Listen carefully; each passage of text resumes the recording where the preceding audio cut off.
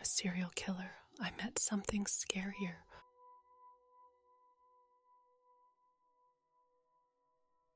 It was 3:17 a.m.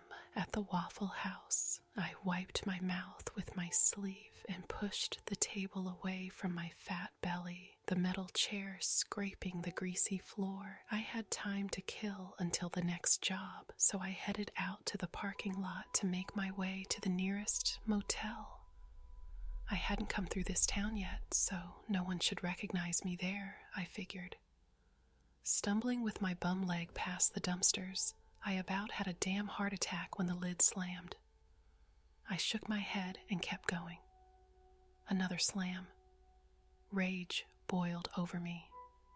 I stopped to glare back at the dumpsters, waiting to see which methed-out employee had been responsible.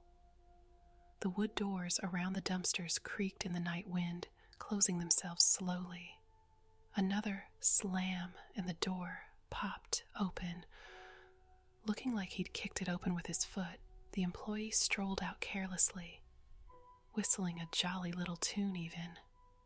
I rolled my shoulders and huffed. This fucker was about to learn some respect. I cracked my knuckles and headed back towards him. "Hey," I shouted. He stopped, startled. I closed the distance and grabbed a fistful of his greasy black apron. He was mid-40s maybe, but looked 80. He had the classic sunken eyes and leathery skin of hard living or drugs. He just stood there, mouth agape, like the stupid animal he was. I wanted to knock out his nasty black teeth. "Do you have any idea? Hey, you there?" Another voice interrupted me. The other man leaned against the building by the door, one hand in his pocket and the other smoking a cigarette. I must have been too angry to have noticed him before. "I've been looking for a truck driver," he said. My grip on the employee tightened in rage. He was shaking now. "Excuse me?" I yelled back. "I could use a ride," the man said calmly, "if you'd be so kind." Getting a better look at him, I was more confused. He wasn't an employee. He didn't have the stupid black apron. He wore dusty boots, raggedy jeans, and a gray zip-up jacket. But his face was what interested me. Young, bright eyes, pale and smooth skin, blonde, like a halo around his head. My anger was replaced by something else, something darker. I threw the employee to the ground. "Get lost," I told him. He scrambled away. Where to? I didn't care to look. My focus was on someone else now. I made my way to the other man, wary but interested. "You ain't got fucking family to help you?" I asked. He was pretty. Too pretty. Like one of those weird celebrities with two perfect faces. I couldn't look away. Surely someone would miss him if something happened to him. "Nope," he answered, stomping out his cigarette. "There's no one to care." He picked up the cigarette butt and flicked it into the can beside him. Like he didn't want to litter, like that one cigarette would really make a difference. "Except you, maybe," he said, with a smile and a wink. "Maybe I can convince you to care." Something about him felt charming, playful, a little ray of life in this hellhole. He didn't belong here. Of course, neither did the others I'd picked up. I just had one question. "How old are you?" I asked. Those blue eyes looked me up and down, studying me. Not in a nervous manner, but something else. It made me a little uncomfortable, but not enough for me to care. 19, he said after a pause. The darkness stirred again. This was too good to be true. "I've got a little cash on me," he said. "I'm sure we could work something out." I had already decided the minute I saw him. "Fine," I told him. "Hurry up." He smiled, a little too wide. "You're too kind," he said. I scoffed. Yeah, bud, I'm a real saint. So, where you headed? I asked as we settled into the cab. Anywhere's better than here, he said. I stifled a smile. It was funny when they said things they'd regret. You really got no one out here? Not family, not a girlfriend, nothing. He paused to think and leaned a little closer, a wry, shit-eating grin on that perfect face. You really think I'd be in your truck if I did? I chuckled openly at that one. Yeah, okay, you got me there. Well, it's gonna be a while till the next stop, I warned him. Perfect, he said, settling into his seat. Maybe I will have a friend by the end of this. I rolled my eyes. Yeah, whatever, I said. His weird sense of humor was a nice change of pace, I thought. This ride might actually be enjoyable. I usually didn't enjoy their company until they were hogtied in the back. Last gas, 103 miles, the sign read. Another hour and we'd be at the spot I'd picked out. You ever get scared out here? His voice startled me. It sounded different, distorted almost. I chalked it up to the altitude fucking with my ears. It was the first thing he had said in maybe 30, 40 minutes. I had actually thought he was sleeping. He had been awfully quiet ever since we'd gotten off the main roads. I ain't scared of nothing, kid, I told him. Come on, everybody get scared. He pushed on, leaning closer to me like he had a secret. Sometimes it's even fun to be scared. Now that was funny. I'd have to tease him about that later. Why the hell would I be scared out here? Well, for starters, he said, there's no one else around. No one to see you. No one to hear you. No one to help you. I was chuckling now too, shaking my head. That was kind of the point of this, kid. Nothing but the pines and the fog off the creek, he continued. Well, the fog is annoying, I'll give you that, I said. I can't tell you how many times a fucking deer just pops out and smears itself all over the windshield.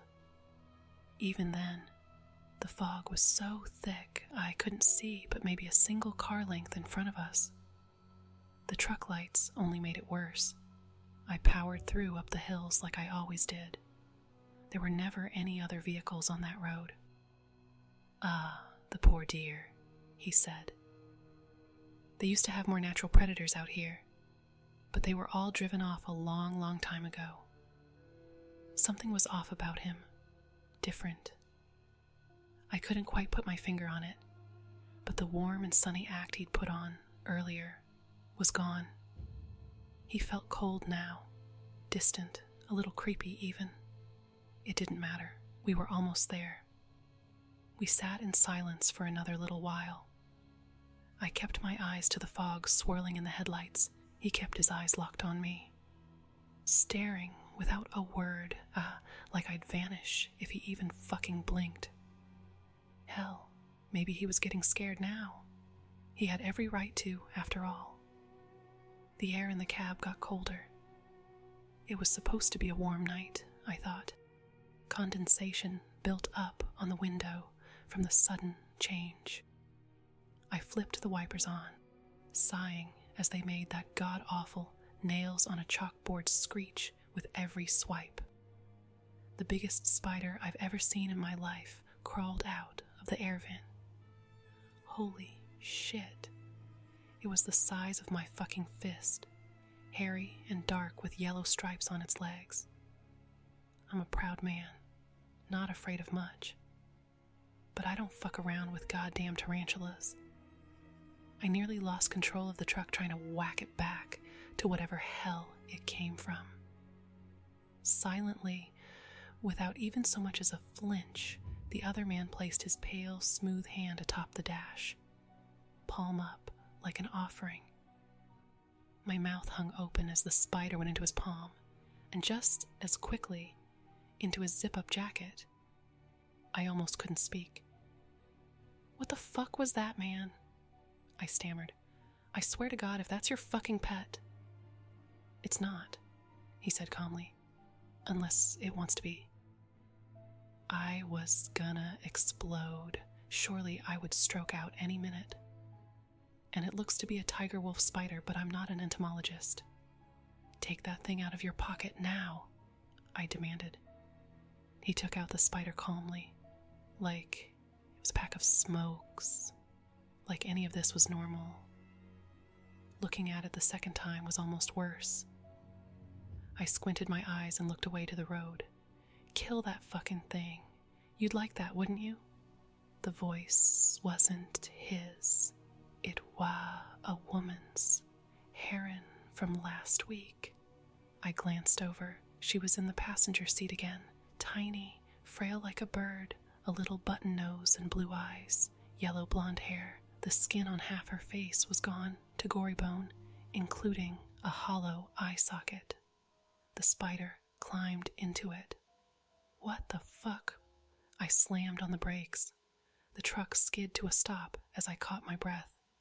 I looked around, frantically. The young man looked groggy, bewildered. He rubbed his eyes and ran his hands through his hair. How long was I out? He asked. What the fuck are you talking about? My heart thumped in my ears. My throat was dry and my body soaked in sweat. I was shaking. The man was calm, half asleep, looking at me like I had two heads. He reached in his pocket and pulled out a pack of smokes. No spider. You want to take a break? He asked me, concern in his soft voice. This didn't make sense. Where's the goddamn spider? I demanded. He jolted upright, looking in his seat and around the cab. There's a spider in here. Where? I ran my clammy hands over my face, rubbing my eyes. I looked around the cab. Everything looked normal. The young man just blinked at me like an innocent little doe in headlights, hand still outstretched with a pack of smokes. I ripped the pack from his hands. We're taking a break, I said. Cool, he said, disinterested. He started to follow me out of the truck. No, you wait inside, I snapped. Alrighty, he chimed back. I stepped out into the humid, foggy air. The temperature shocked me. It had been so much colder in the cab. I must have turned the damn AC on and not known it. This wasn't the spot I usually took them to, but it was close enough. Far away enough where no one could see or hear anything, just like that stupid kid said. It would do just fine, and I could just drive his body out farther to where I usually dump them. But after that weird dream, I wasn't sure I wanted to go where the other ones were. Maybe I would just carve out a new spot here, I thought. I was around the back, mixing up 2 special cups of joe when I heard the passenger door open and close. I went back around quickly. God damn it, I said, stay in the... No one was there. The truck lights flickered and a cold chill shook my body. I peered through the fog, but there was nothing. Maybe I was going a little crazy. Maybe I was just tired. I took the mugs back to the inside of the cab and carefully handed the correct one to the man beside me. Coffee? I asked. I'm not a coffee person, he said politely. Everyone says that until they have my coffee. I winked. He laughed and shook his head. You're terrible, he said, grinning wide with those perfect teeth.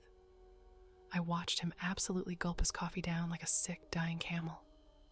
Confused, I took a small sip of mine. It nearly burned my lip clean off. Weird, but at least it wouldn't take as long to work, I figured. So, what's your story? I asked him, realizing I never played the get-to-know-you game that I usually slog through with my passengers. Oh, I'm just an old soul passing through, he said. My story's a long one. I don't think we'd have the time to cover it if we tried. See, that. You're so young, but you talk like an old fucking man, I chuckled. I mean, where do you get that? Where are you from? Well, my ex-girlfriend thought I was from the depths of hell. He sat his mug down, completely finished with it. But I assured her I'm Catholic. I laughed at his joke, a little too loud. I sipped my coffee. Women, eh? I thought she was an angel. I still do, he said. But now, I doubt she could even walk into church without bursting into flames. I slapped my knee, doubling over. I couldn't remember the last time I laughed so hard. My cheeks were warm. You're too young to be having fucking women problems, I told him. He murmured. But just the right age to die. I blinked. Huh? That's the perfect age, isn't it? He said. 18 to 21. Blonde hair. Blue eyes. No one to miss them. I stammered. My thoughts were clunky. I hadn't realized how dizzy I was getting. Number, that wasn't possible. I made the coffee myself. I gave him the coffee myself. He downed it in seconds. The cab was freezing cold again. My head spun, my thoughts racing. The air was humid, my mouth so dry it felt glued together. I was spacing out, losing time. Suddenly, I was in the back of the truck on the cot, where he was supposed to be. The fog rolled in with me. Against it, he stood, at the edge of the open truck, a dark shape in the night. You know, Father Romano says I shouldn't harm anything with a soul, he said. The distortion was back in his voice, like an old corrupted mixtape. He was holding rope in his hand. And to tell you the truth, he continued, I've always had a soft spot for animals, so I've never liked hurting them. In a blink, he was next to me, tying off my arm, like a tourniquet. But you don't have a soul, do you? He was in my face, inches away. So close, he blurred. And you're worse than an animal, because you know better. Tears rolled down my face, the sheer thunder of his voice shaking me to my core. It was unnatural, ungodly.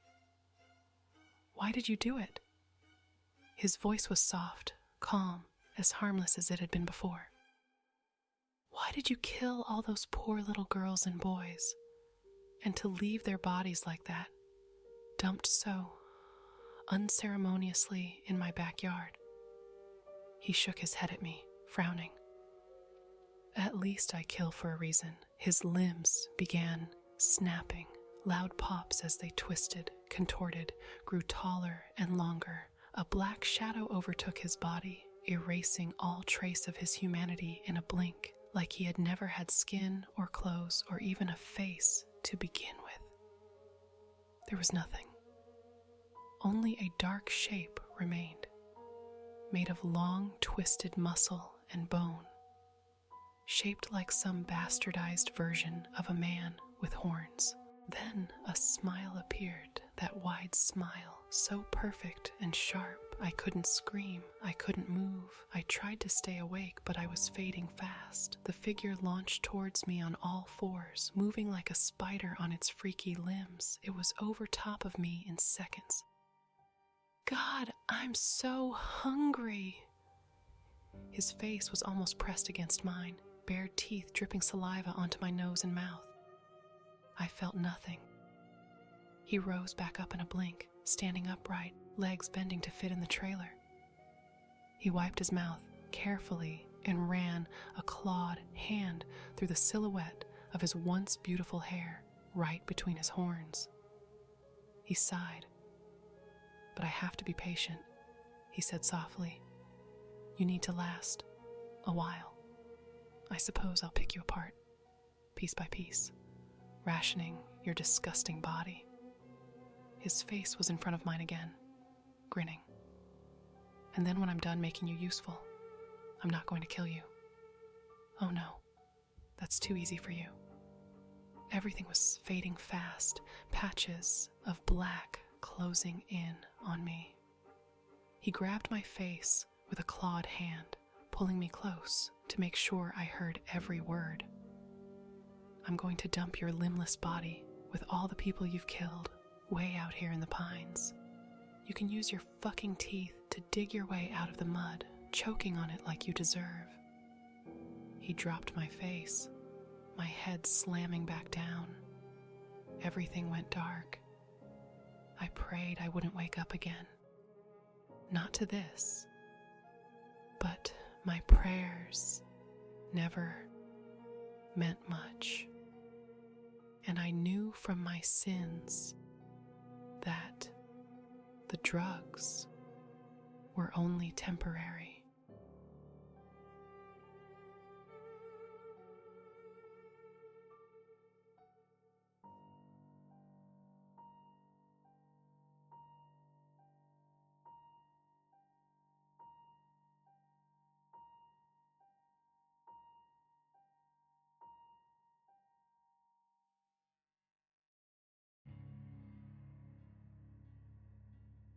Title, He Has No Face. This still messes with me and my brother to this day.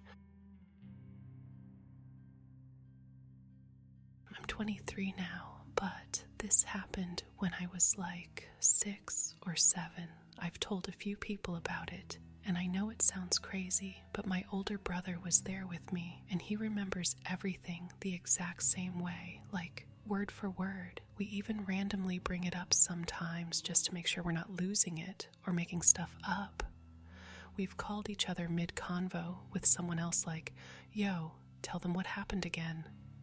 Anyway, here's what went down. Some quick context. I grew up in Hawaii, out in the country, way up in the mountains. At the time, it was just me, my mom, and my older brother. He was 12 or 13 at home. My stepdad was out with our other brothers running errands or something, and my biological dad lived down the mountain like 45 minutes away.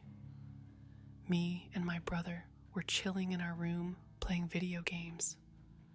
At some point, we noticed it got dark and the hallway light outside our door was off. We got a little spooked. I remember peeking out and seeing my mom's bedroom light on and her door open, but the rest of the house was pitch black. I think she told us earlier she was going to take a bath. I don't fully remember, but somehow we knew she was in the bath. So we go to check on her. Her bedroom's empty, so we go knock on the bathroom door. No answer. We keep knocking, calling out, asking if she's okay. Still nothing. Eventually, we just go in. And the tub is full of water, but she's not in there. No mom. Nothing else weird. Just a full tub, empty room, and the rest of the house in total darkness. At this point, we're both pretty freaked. My brother puts me on my mom's bed, and he starts calling out for her in the hallway. The way our house was set up, the hallway went past our rooms and off to the left toward the living room. He's calling out, nothing, so he comes back and starts trying to call her phone. No answer. Then, the part that still messes me up. We heard a whisper, like clear as day, like someone literally leaned in and whispered right into our ears. It was so real it felt like my mom was sitting beside us, whispering something secretly to each of us individually. The first thing we heard was, "He's hiding." I screamed. My brother immediately threw my mom's blanket over my head, hugged me tight, and told me to close my eyes. Then, same voice, same whisper, but louder. "He has no face." We both lost it. My brother starts calling my stepdad like, "We can't find mom. Weird stuff's happening. I don't know what's going on." He told us to stay put and said he was coming home. Then we called our bio dad too, because depending on where he was, he might get there faster. We just sat there in my mom's room for like 20 to 30 minutes. Nothing else happened, but we were terrified. Eventually, my stepdad got home with our older brothers. They were in high school. We'd already told them what happened, so they immediately started tearing through the house. Attic, closets, everything. My stepdad went toward the living room, and I don't remember exactly how he found her, but I remember hearing people talking and coming out to the living room. She was just sitting in the rocking chair. My stepdad was crouched in front of her, holding her hands, talking to her. I don't even remember what he was saying, but then suddenly she started laughing, like this wild, hysterical laugh. Not funny, ha-ha, laughing, scary laughing, just non-stop for like a full minute. Then she jumped up out of nowhere, ran to her bathroom, and started throwing up. And what came out wasn't normal. It was black. Like pitch black. We were all just standing there like, what the actual hell is going on?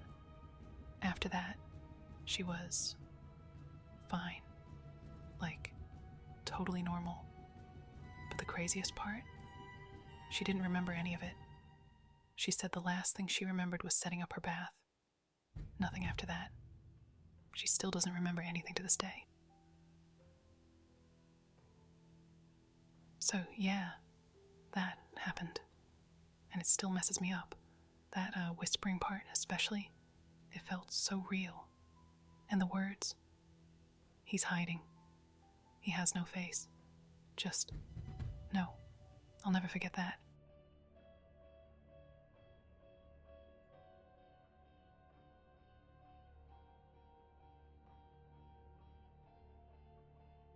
I'm a detective. I was called to a domestic dispute between a husband and a wife. Their son told me they eat people. The report lay on my desk. The words were printed there in stark black ink. Domestic disturbance, 14 Seabird Lane, Cormorant's Perch Island, and below were the names, Elias and Ilara Vance, a domestic on the perch. That's a new one, I said, and the springs of my chair groaned under my weight. They usually handle their own business. Sergeant O'Malley worked his crossword and did not look up. He had a face creased with a permanent judgment against the world and all its doings. Noise, complaint, came from their nearest neighbor, Old Man Hemlock. Said they were going at it loud enough to scare the gulls off his roof. A lot of smashing, apparently. The Vances haven't been answering the line since. He raised his head, and in his eyes you could see the pale, flat blue of a winter sky over a dead ocean. You're up, Harper. Me? Don't you think sending a familiar face like Gibbs might be better? Those folks are particular. Gibbs has got a multi-car pile-up on the causeway, O'Malley said. And you need to learn how to deal with the particulars if you ever want to make a career in this coastal jurisdiction. It's just a lover's quarrel. Go over there, knock some heads. Tell them to keep it down, and be back before lunch. He nodded with his chin toward the pistol on my hip. And you know the islanders' rules about mainland formalities. Leave that here. It spooks them. You want me to go to an island known for its hostility to outsiders to mediate a potentially violent domestic dispute, unarmed? It's not hostile. It's private, he said. And they're not savages, Alex. They're fishermen and farmers who want to be left alone. A uniform is authority enough. Now go. I rose and unclipped the sidearm from my belt. The island was a 20-minute boat ride from mainland. The 100 or so that lived there lived by their own reckonings. They schooled their children in a one-room house and sent them out onto the water when they came of age. They bartered and they kept to themselves, and they only crossed to the mainland for what the island couldn't provide. They had their own laws and an old man to speak them, and for their trouble to find its way to our desks on the mainland meant the trouble was serious. The deck of the ferry was cold beneath my feet. A low gray mist lay upon the water and shrouded all things from sight. It muffled the drone of the engine and swallowed the world until the mainland dissolved into a smear of gray behind us. The perch grew out of the void ahead, a dark upthrust of rock and pine that clawed at the sky. Then you could see the houses, bleached white things that clung to the stone or clustered near the harbor like sea foam caught in a crevice. An old woman sat hunched on a bench in a thick wool shawl. She was the only other soul aboard, and she looked at the water and not at me, and she did not speak. When the ferry groaned and nudged the dock timbers, I was the only one to stand. I stepped onto the wet wood, and the air was another air altogether. The salt of it and the reek of pine and the smoke of wood fires burning somewhere beyond the stony rise. An older quiet was here. No sound of cars, no human call, just the wind and the gulls. Some men in oilskins and heavy sweaters worked on nets by a beached boat. Their hands moved with a slowness that bespoke a world without clocks. They stopped their work to watch me come ashore, and their eyes read the blue uniform, and then they turned away. No word. I looked at a faded map that was nailed to a post by the dock. Seabird Lane was at the far end of the village, and I set out on that path. The houses were old things built to stand against the wind and the sea, scrubbed clean against the rot, and nets lay draped on fences like grave shrouds. There were gardens starved by the salt wind, but still showing color. I saw faces in the dark glass of windows, pale specters that watched my passing, and then were gone. And then I saw the house, 14 Seabird Lane. It was a cottage like the others, but set apart from them. In the garden, a clay pot lay shattered upon the stone walk, and its dark soil was spilled out amongst the ruin of red flowers. Through a window left open to the wind, I could hear the sounds. A man's low rumble and a woman's sharp answer. They were still at it. I drew a lungful of cold air to ready myself, and I knocked my fist against the door. Inside, all sound stopped. A long quiet. Then the door groaned on its hinges and opened into the dark of the house. The man who stood in the doorframe was a wall of bulk and weathered hide that filled the space of the door. He wore a beard, and his hands were the size of quarry stones, stained about the quicks of his nails with a blackness like engine grease or old blood. This would be Elias Vance. His eyes held a hard light, but when they fell upon the blue of my uniform, some of that light seemed to fail, leaving behind what might have been shame or only surprise. In the dimness of the house beyond him, a woman stood with her arms crossed over her.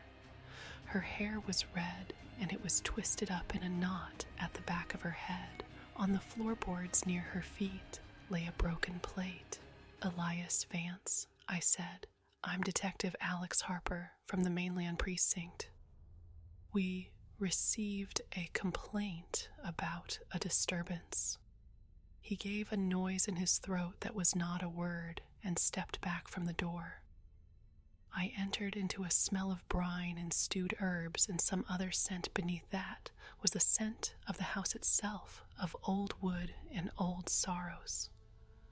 The space was neat except for the evidence of their war, the broken plate, a stool overturned on its side, and on the stairs that climbed into the darkness of the second floor, a boy sat watching us with wide and unnervingly still eyes. "There's no need for mainland business here," Ilara Vance said. "My husband and I were having a private discussion. That gossip Hemlock should learn to mind his own business. A discussion that involves breaking things and shouting loud enough for your neighbors to hear is no longer private, ma'am," I said. "I do not want to put this in a report. I only want to know what happened and see that everyone is okay. Is anyone hurt?" Elias stared at the floorboards and his jaw was tight. It was the woman who spoke. "He gets these fits of temper. It's how he is. He believes I am careless." "Careless with what?" I asked. "With our traditions," Elias said. His voice was a low rumble from the pit of his chest. "She forgets the importance of things. She becomes lenient." His eyes were on her then, a look that was not simple anger, but a deeper and more searing judgment, as if she had broken some covenant between them. "The traditions haven't kept our stores full for the winter, have they?" she said. "Sometimes you have to adapt. Be practical." All right, I said, holding up my hands as if to ward off a blow. "Look, I can tell you're both passionate people. I'm not here to take sides or to pry into your island ways. I'm only here to make sure disagreements don't become dangerous. Has there been any physical violence? Elias, did you lay a hand on your wife?" "Never," he said. He looked at me as if the question itself were the offense. "I would never harm Ilara." "And you, Ilara?" I asked, turning to her. "Did you feel threatened?" She drew a breath, and her gaze moved from my face to her husband's and back again, as if weighing two different kinds of trouble. "He is loud," she said.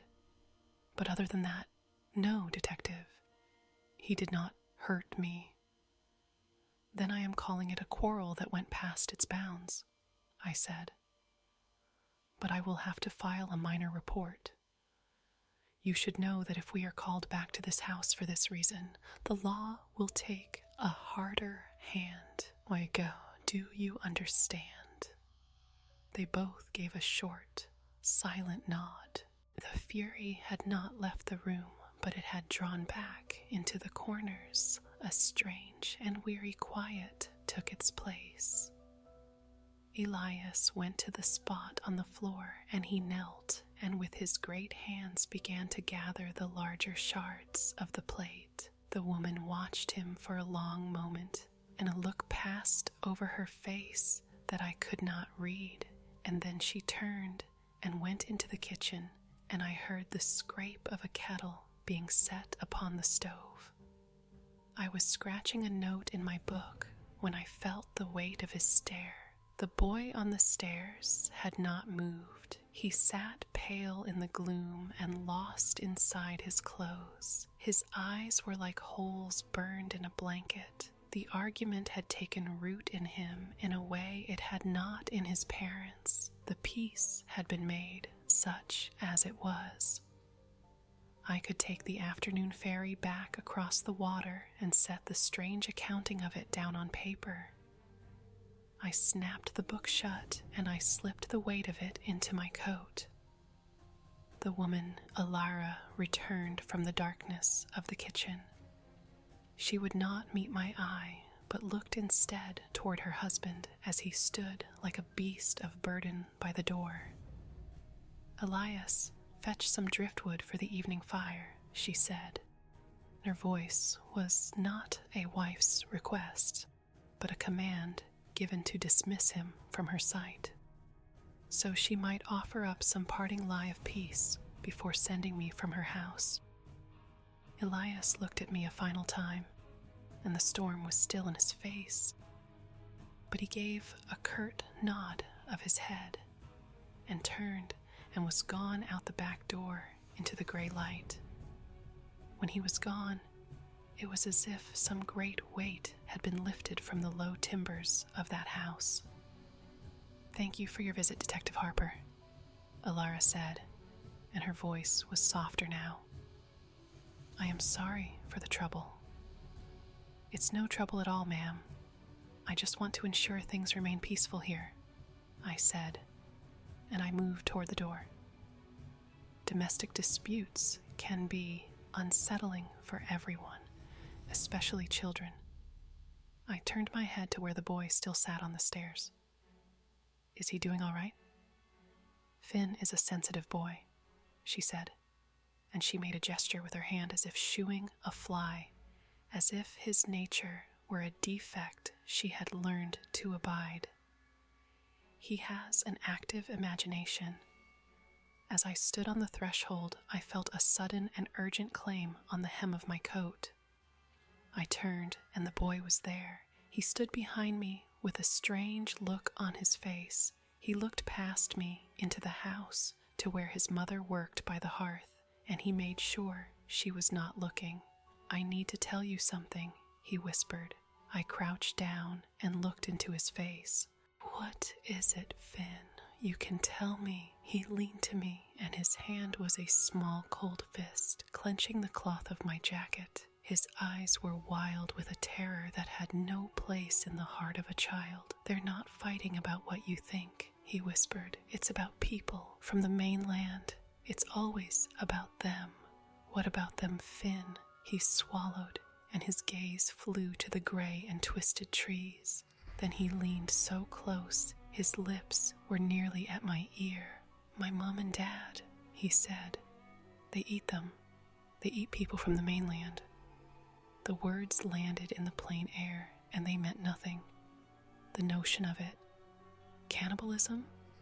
On an island a stone's throw from a modern American town? It was preposterous. It had to be a child's interpretation of something ugly he'd heard. I set the words aside as you would a piece of stone that did not fit the wall you were building. I reached out, and with a gentle pull, I loosened his hand from my coat. I gave him a smile. "Hey, it's all right," I said. "Grown-ups say some pretty scary-sounding things when they're angry, don't they?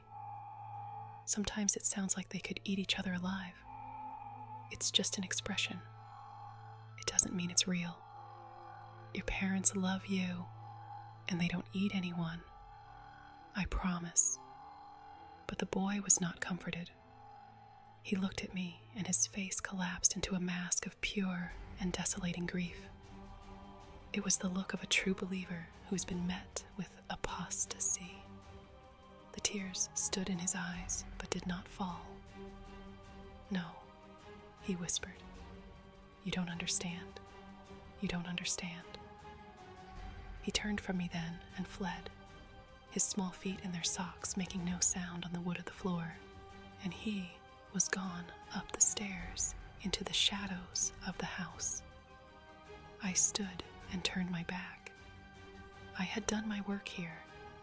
It was time to leave this quiet desolation and return to the mainland where things could be measured and made sense of. I began to walk, but the boy's whisper went with me.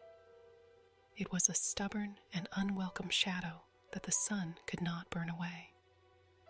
The boy's words had planted a seed of disquiet in my mind, and while I told myself that this was a child's fiction, born from a house of unhappy truth, reason would not set my heart at ease. I told myself that the human mind will invent monsters to explain the sorrows of the world, for the monsters can be slain. I was halfway to the ferry landing where the gray water lapped at the timbers of the dock when a voice called out to me, a voice rich and warm. "Detective, a moment, if you would be so kind." I turned and saw an old man seated upon a bench that had been hewn from a single great log of driftwood. He had a beard that flowed down his chest, white as sea foam, and his eyes were a startling and brilliant blue. In his hands he held a piece of wood and a small knife, and from the wood he was coaxing the shape of a bird. His smile was not like the other faces I had seen here. It was a true and genuine thing that creased the old map of his face, and it was a thing that could disarm a man before he knew he had been armed. He radiated a calm and settled authority. This was the island's elder. "Good day, sir," I said, and I walked to where he sat. "Detective Alex Harper, you must be Malachi."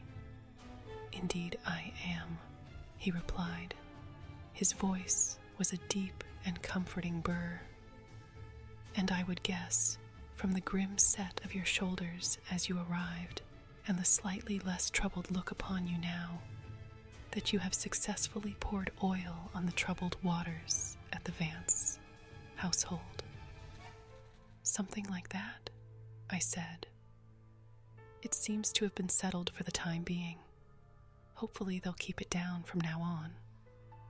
Elias has a hard head and Alara a sharp tongue," Malachi said, and he chuckled low in his chest as his knife continued its deft and practiced work. "It is an unfortunate pairing of temperaments at times, but their hearts are true to our ways. We are grateful you made the trip, Detective. It relieves me of having to deliver a harsher island judgment." He stopped his work then and looked up at me, and his gaze was both kind and possessed of a deep and knowing power. "But you look weary from your journey. You are already headed back to the mainland then? What a pity. Well, my work here is done," and I let the words fall away, for I would not tell this man that his island had creeped me out. "But your visit is so short," Malachi exclaimed, and a look of true disappointment crossed his face. "You mainlanders are always in such a rush. You never stop to truly see our little world. It truly is a shame because you arrive on our shores at a most auspicious time. Our annual harvest festival is in just 2 days." He said the words Harvest Festival as if they were a benediction, and his eyes took on a light of deep and holy reverence. "It is the highlight of our year," he said. "A celebration of the sea's bounty, the season's turn. There is music, dancing, a great feast. It is a spectacle I assure you cannot be found anywhere on your side of the water. A real piece of living history." A curiosity rose in me against my better judgment. It was a lure, and I was a fish rising to it. "A festival, you say? I suppose I could stay. I do have a couple of personal days I could take." A beatific smile bloomed upon Malachi's face. "Excellent. I would consider it a personal honor and a wonderful gesture of goodwill between the Perch and the mainland authorities. It shows us you care beyond the matters of law enforcement. Please stay as our guest." He pointed with the tip of his knife down a path that led away from the dock. "Old Martha runs a small guest house just off the cove, the Mariner's Rest. She will make you feel right at home. I will inform her to expect you." The offer was warm and heartfelt. It smothered the last of the boy's dark whisper. The elder himself was inviting me. This was the path of reason. This was an offer of peace, an unplanned holiday on an island of strange and simple folk. "All right, Malachi," I said, and I heard myself laugh. "You've convinced me. Thank you." "The pleasure is all mine, my boy," he said, and his gaze returned to the wood in his hands, which I could now see was a perfect tiny seagull, wings poised for flight. "You will enjoy yourself. Everyone is so very welcoming to our special guests." An hour later, I stood in a room at the Mariner's Rest. Martha was a woman with kind eyes and hands soft with dough, and she showed me to a room with a bed dressed in a quilt of many colors and a window that looked out upon the sea. I used the guest house telephone and called the precinct and told O'Malley I was taking my days. He grumbled at the wire's other end and spoke a word about me going native, and then he approved it. I unpacked the few poor things I carried in my bag, and I looked out from my window upon the island of Cormorant's Perch. The mist was breaking, and thin shafts of a pale sun descended through the pines. Malachi was right. I had judged this place with a mainlander's prejudice. I had allowed the ravings of a troubled child to color the world with a darkness that was not there. The islanders were not monsters. They were people wedded to their rock and to their old and peculiar ways, and I had been given the chance to witness it. I had set my foot upon a new path and chose to believe it was a path of my own choosing. I woke to the cries of gulls. At the insistence of Malachi, I was not charged for my lodging or my meals. Old Martha set out before me a breakfast of smoked fish, bread, and coffee. She moved about the kitchen with a solemn sort of care, her attentions not so much of kindness, but as of some duty she was called to perform. "The harvest is a joyous time, detective," she said, and her hand was steady as she refilled my cup. "A time for us to give thanks for the blessings the sea provides us. It is wonderful to have a mainlander here to share in it with us. It's been so long since we've had a guest for the festival." After the meal, I set out to walk the island. The paths were little more than lines scratched into the hide of the land, and they wound through a close press of pine and rock that was the island's heart. For hours I saw no people and heard nothing but the wind in the high branches and the sound of my own passage. I came at last to the cliffs at the southern edge of the land, a sheer escarpment where the land gave up its claim to the world. Far below, the waves hammered at the rocks, a constant and violent toil. It was a place of a terrible beauty, and the water churned like a great gray mill race of the abyss. Toward midday, I turned back, and a smell drew me to the village, the smell of roasting meat and the far-off sound of some music. The place had come alive with a purpose. They were stringing ribbons of garish color from house to house, and in the center of the square, a great pyre of wood was being raised. Trestle tables of raw timber were set out beside it, long as the feasting tables of old kings. "A good day for a stroll, detective," a man's voice called. He sat on an overturned lobster pot, mending a net of deep blue color. I knew him from the docks. "It certainly is," I replied, and walked toward him. "Alex Harper." "Orrin," he said. He offered me his hand, and the grip of it was hard. "Pleased to have you with us for the harvest. It's only right we show our mainland neighbors our truest selves once in a while." We sat and spoke for the better part of an hour while he worked. He told me stories of storms that had names like gods, and of the old feuds between the fishing families, and of strange fish that they pulled from the deep channels, things with no names on the mainland charts. His talk was filled with the island's traditions, of the hunger of the sea and of the price of its bounty, and I listened as a man listens to the parables of a faith he does not share but finds compelling. Later, I saw a woman named Brenna. She sat weaving a great tapestry, and upon it were the figures of islanders in a boat heaving a great net from a black sea. In the net were other figures, things that had once been men, their limbs set at angles of profound distress.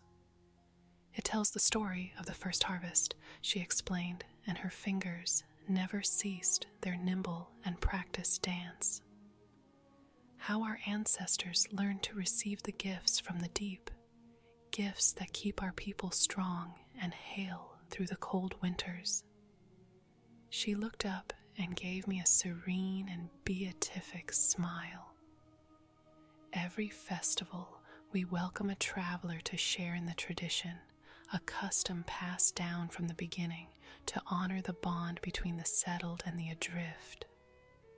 I looked at the grim tableau she was weaving and took it for their sacred history and a strange thing to celebrate with such an open heart.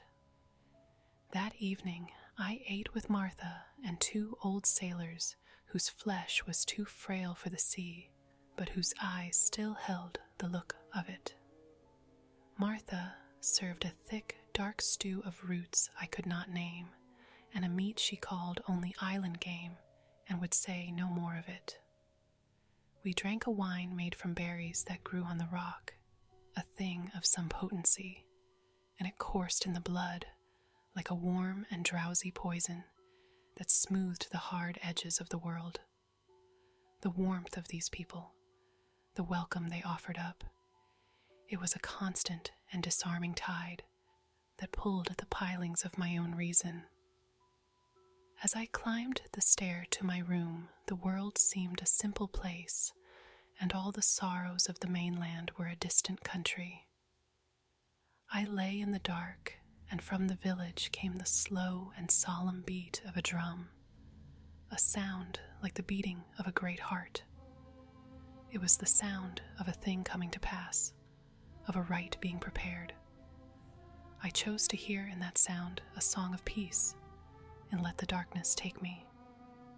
The morning broke gray and doleful, and the day of the harvest festival arrived under a sky of leaden slate pulled low across the water. The wine of the night before had left a bitter sediment in my blood, and I sought to clear my head with a walk along the shore before the ordained celebrations of the evening began. I chose a different path this time, a track that led toward a cove of which Oren had spoken, a place of rocks and tide pools that the islanders called the Boneyard. It's where the sea gives back what it has taken, he had said, and there was a knowing in his eye I had mistaken for charm. Whale bones, smoothed glass, shipwrecked timbers. The path was no path but a scar through the gorse that descended toward a crescent of black shingle where the sea foamed and fretted. The cove was a sepulchre of driftwood, a tangled ossuary of trees scoured and bleached to a bone whiteness by the salt and sun. I saw where the great rib of a leviathan broke from the sand like the arch of a ruined cathedral. I walked the tide line where the last wave had laid its lace of foam upon the shore. I was soothed by the solemn and rhythmic hammer of the waves, by the cold and absolute solitude of that place. I bent to the shingle to retrieve a stone worn smooth as a palmful of worry when I saw it. It was a shard of unnatural whiteness protruding from the wet and sucking sand. I knelt in the dampness and worked it free with my fingers from the cold earth. It was not a piece of shell nor of coral. It was the distal phalanx of a human finger. There was no mistaking its morbid and articulate perfection. A coldness that had no source in the sea air entered into me, a chill from some other and more terrible climate. I stood and made to hurl it back into the water, to give it to the sea's forgetting, when I saw the glint of metal upon it, corroded and green from its long slumber. In the salt, a circle of baser metal, a cheap and simple wedding band, still clung to the bone.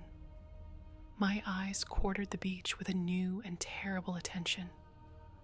They were no longer the eyes of a tourist, but of a hunter, or of the hunted. And in that desolate place, there was a New Testament written in the debris, and I began to read, half hidden in a great clot of rotting net cast high against the cliff, was the shattered arch of a human mandible. It was yellowed with age, and a few teeth still clung to their sockets, save for one which held the dull gleam of an amalgam filling, a small testament of dentistry, and a life lived on the other side of the water. I took a step back from it, and my feet turned on the slick stones. The boy's whisper returned to me, no longer a child's fever dream, but a truth spoken from the heart. They eat people from the mainland. My gaze fell upon the driftwood piles with a dawning horror, and that which I had taken for the ribs of seals or porpoises, I now saw with a new and awful clarity to be the staved-in architecture of a human cage. I saw a splintered femur that had been gnawed and broken. These were not skeletons. These were the leavings. This was the offal of a feast, the friendly welcome of the elder Malachi, the hearty parables of Oren, the strange tapestry of Brenna the weaver with its figures pulled misshapen from the deep, the meat in Martha's stew, a thing with no name, but with a provenance I now understood. All of it came together in my mind, a constellation of terror whose shape was now revealed. This was not a harvest of the sea. It was a harvest of men. I turned from that place of bones, and I ran. I clawed my way up the slick embankment, my hands gripping at the thorns of the gorse and at the wet and naked roots of trees, as if they were the hands of saviors held out to me from the living world. I burst from the ravine's edge and did not stop. I ran with the terror of a debased animal back to the false sanctuary of the Mariner's Rest, and a single thing was screaming in the meat of my brain. I must get off this island. I crashed through the guest house door and fled up the stairs. I slammed the door to my room and leaned my back against the wood. My eyes scanned the small confines of my room. One door, one window that gave out onto the square. My training was not made for this. This was a heresy of the flesh, a pagan rite as old as the rocks it was enacted upon. My radio. With hands that would not be still, I retrieved it from my bag. I raised its small antenna and thumbed the switch and pressed it to my ear. There was no squawk of the dispatcher's call. There was nothing. I turned the small black box over in my hands, and I saw it. At the base of the antenna, the wire was severed, a clean and precise cut. Some careful artisan of my doom had been in my room, while Oren filled my ears with his parables of the sea, while Martha set out her stews, while I had walked in my ignorance among the tombs of their making. I walked to the window, and through a crack in the lace, I looked down upon the square. The spectacle of the festival was nearly prepared. The pyre stood mountainous in the dusk. The islanders moved about their work with the grim and purposeful industry of acolytes at their devotions. The smiles I had taken for welcome I now saw as the ravenous and serene masks of predators. I saw Malachi directing the final preparations, a high priest in his element, as if he felt the weight of my gaze. He looked up from his duties, and his eyes scanned the windows of the guest house. Our gazes met and held for a long second across that ordained space. He gave me a slow and placid nod. It was a benediction. It was a final and awful amen. For I was not the guest. I was the honored guest. I was the harvest. I remained in that room while the last of the light bled out of the sky.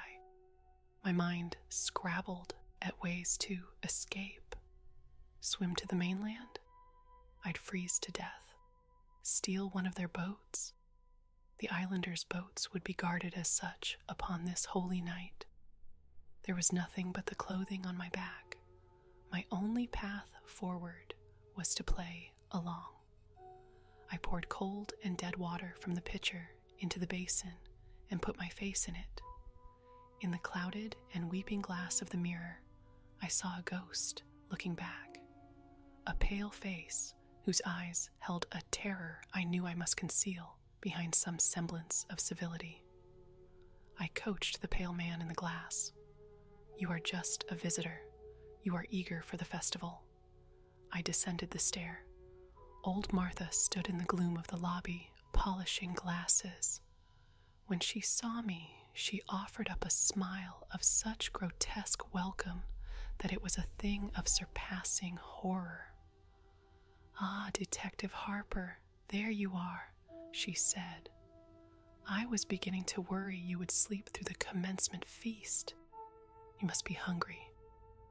Go on, join the others in the square. The fire will be lit soon. Find Malachi. He has saved you a seat of honor." I contrived a smile. "Wouldn't miss it for the world, Martha." Outside, the world had been remade by fire. Torches on high staves bled a guttering light onto the scene. The air was heavy with the sacramental odor of pine smoke and the rendering of fat from a massive pit near the fire. The islanders were gathered at long tables of rough-hewn timber, drinking from wooden cups and laughing a laugh that was not a sound of mirth, but of a ravenous and primal joy. A knot of men made music on fiddles and drums. I moved through them. Orrin clapped a hand on my shoulder. "Almost time, detective. You'll never see another night like this one." Brenna the Weaver smiled at me from the depths of some beatific trance. All of it was an act, and I the guest for whom this final act was prepared for. I saw Malachi then. He stood like some ghastly pontiff at the head of the main table, a crown of dark ivy on his white hair. He motioned me toward him, and I made my legs obey.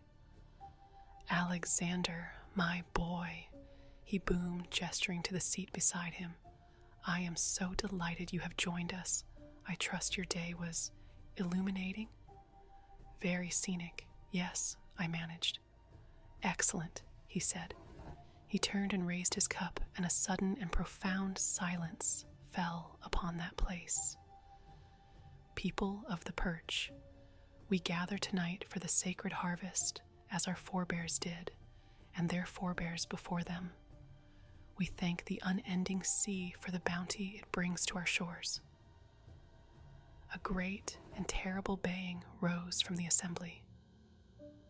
"And we thank the drifting souls who find their way here," he continued, and his cold eyes found mine and held them, "who nourish our traditions and give of themselves so that our community may survive another year."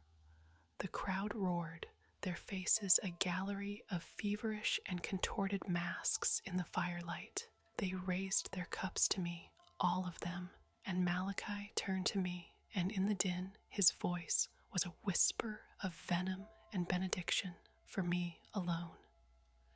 "It is a great honor you provide us, Detective Harper, the greatest honor we can bestow. You are now truly a part of our island story, forever." Platters of rendered meat and steaming roots were passed down the long boards of the tables. One was set before me, a charnel bounty piled high upon the plate, and I could not look at it. "First, you will eat with us," Malachi said, and his voice was of a silken and dreadful honey, but with a subtext of iron. "It is tradition that the guest partakes." They were going to wait until I was full and slow. I picked at the flesh with my fork, and the ghastly ruse was the only thing between my life and the pyre that awaited it. "Tell me, Malachi," I said, and I marveled at the steadiness of my own voice as it came forth from my throat. The ceremony itself, when does that happen? What am I to expect? His smile widened. Patience, my boy. After the feast comes the music, then the dance. A spiral dance, winding to the very center of the square. That is where we show our ultimate gratitude, at the foot of the fire, under the moon. My eyes quartered the square. The fire and the torches were the world's only light, and beyond their bleeding circles lay the utter blackness of the cliffs and the docks. It was the only way out of that lit and holy hell. Then came the dispensation for which I had not dared to pray.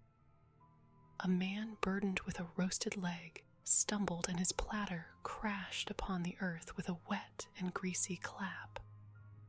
A momentary confusion took hold as men rushed to this small ruin, and their bodies formed a brief and chaotic screen between Malachi and myself.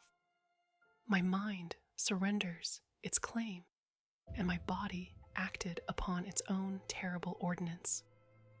I shoved the great weight of the table and sent Malachi's cup spilling its dark wine across his lap. He sputtered a curse. I was over the bench and into the shadows before the first cry went up. "The guest is leaving," a woman shrieked. "Don't let him reach the docks." The frantic music of the feast was strangled in an instant, and in its place there rose a bestial clamor and the percussion of heavy boots upon the hard pan. I ran as I had not run since I was a boy who feared ghosts in the dark, and now the ghosts were real and at my back. I ran through the warren of lanes in between the salt-eaten cottages, and their knowledge of the place was offset by the pure and animal fury of my flight. I hid myself behind a stack of cordwood and held my breath as two fishermen passed, their faces limned with a righteous anger, and then I ran again toward the sound and the smell of the sea. The docks. I broke from the last line of the houses and saw the harbor. A few boats sat tied fast in the black water, their familiar forms of no use to me, and then I saw it. Churning slow from the far pier was a light, and I heard the slow and steady systole and diastole of a diesel engine. It was a mainlander's boat, a trawler hugging the dark shore. It was my only hope. "There he is!" A roar from the blackness behind me. A clot of men bearing torches broke from the village, and at their head was Oren, his face raw, filled with the intent of murderous sacrament. They would be on me before I could reach the pier. I did the only thing that was left to a man in my extremity. I scrambled down the rock face at the harbor's edge, my hands shredded on the shells and the stone. I fell into the water, and the shock of such lethal cold seized the very heart in my chest, and I swam. I put my head down and crawled through the black and frigid water, my strength a coin I spent with every stroke, my arms reaching for that single receding light. The shouts at my back turned to curses and then to silence. They did not follow. They were content to commend my soul to the sea's cold ministry. The sea did its work. My limbs were things of lead, and my lungs were filled with fire.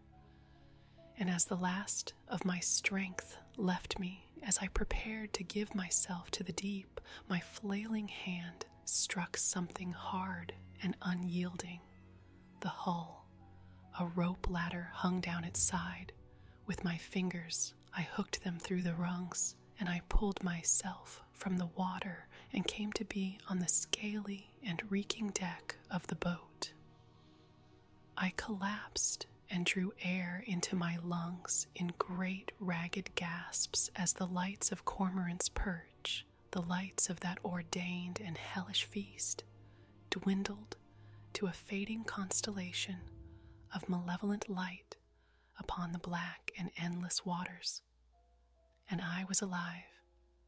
The fisherman who pulled me from the black water looked upon me as if I were a shade dredged up from the seafloor, a thing not meant to return to the world of men. He gave me a blanket that reeked of fish and salt and the great and abiding rot of the ocean, and pointed the nose of his trawler toward the mainland's distant lights. I offered a broken telling of a boating accident, and he did not question it, for the animal terror in my eyes was a testament older than any words. In the clean and well-lit rooms of the station house, my story sounded like madness. They listened with the concern of men who hear a confession for a sin they cannot comprehend. I gave them my testimony: Finn's whisper, the charnel ground of the cove, the sabotaged radio, my flight from that ordained feast. They sent a Coast Guard chopper to circle that rock. The report came back and said everything was normal. A fishing village, quiet people. There was no proof, for this evil was a thing that left no proof, only a profound and terrible absence. Sergeant O'Malley was a bull of a man whose faith was in the solidity of the world, and my story was a heresy against his church. Hypothermia, exhaustion, he declared, his voice a sermon for the bullpen. Couple that with some of their homebrewed poison, and you hallucinated the whole damned thing. Harper, get a grip. For a week, I sat in that purgatory of paperwork, and every time I closed my eyes, the world dissolved into the gray shingle of the cove and the pale and horrid glimmer of bone in the sand. Every shadow wore the face of Malachi, his smile a placid benediction upon my damnation. I was a man who had seen God's monstrous other half, and they called me mad for it. Then, on a morning like any other, the telephone on the main desk rang. I saw O'Malley emerge from his office, reading a slip of paper, and his face was a study in irritation. "Unbelievable," he said, and he stopped at my desk. "Get this, another domestic complaint from your precious island getaway." "Sir?" I asked, and I rose from my chair, though my legs were made of straw. "Noise complaint. Boyfriend and a girlfriend this time, apparently. Some young couple named Thorne. Just moved over from the mainland 6 months ago, looks like. Neighbor is reporting yelling, screaming, the whole 9 yards.